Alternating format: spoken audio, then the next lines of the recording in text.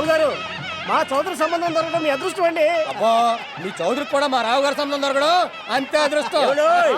మీ అదృష్టాలకు కారణం ముహూర్త బలం. ఈ ముహూర్తాలు పెట్టిన పెళ్లిని ఆ బ్రహ్మ కూడా ఆపలేదండి.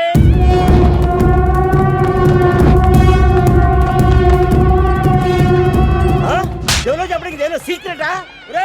ఆ సీను గారు పెళ్లి కూతురు ఎత్తుకుపోతాడు.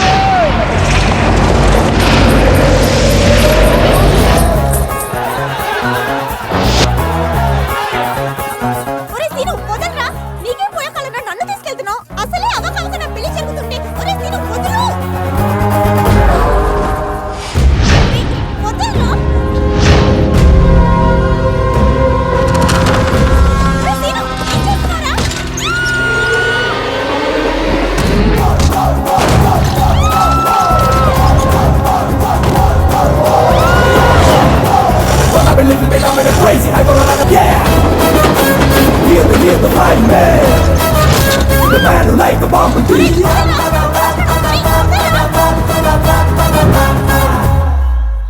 వినయ్ చూడు, అంత నువ్వు అనుకున్నట్లే పెళ్లిలో పెళ్లి కూతురిని లేపుకొచ్చా. ఇదిగో ఇందులో నాదేం లేదు, అంత నిష్ట ప్రకారం చేశా. ఓకేనా? నువ్వు చేసే ఏదో పనులన్నిటికీ నన్ను అడ్డం పెట్టుకుంటావేంట్రా? అయినా నేనేం చేసా నీకు ఓకే అని నాకు తెలుసులే. ఎందుకంటే నువ్వు పుట్టింది నా పుట్టినరోజునేగా. That's my bad luck.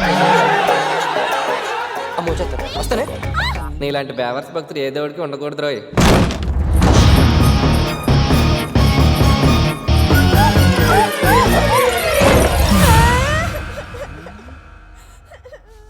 Ma'am నానా ఏం నాన్న ఈ చోట్లు? Mom I very tired mom. What dad? ఎవరా అమ్మాయి? అదేనా మన లెక్కల మాస్టర్ రామారావు గారు లేరు, ఆయన కూతురు పెళ్ళి అవుతుంటే తీసుకొచ్చా. పెళ్ళి అవుతుంటే తీసుకొచ్చేసానని అంత కూల్గా చెప్తావేంట్రా? పెళ్ళి అయ్యాక తీసుకొస్తే బాగుంటుంది కదా బావా, వదిలే.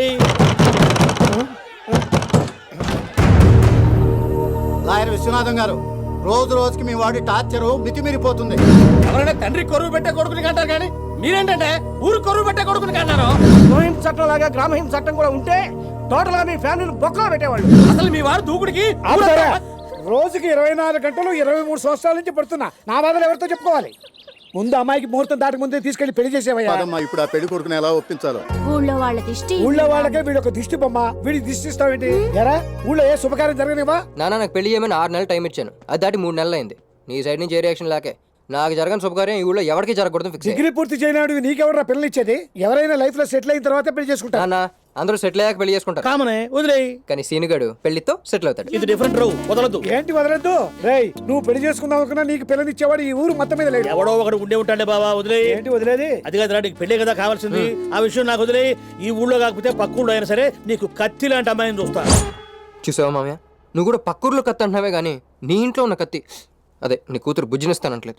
నా కూతురు బుజ్జి అంటే నీకు అదృష్టమా?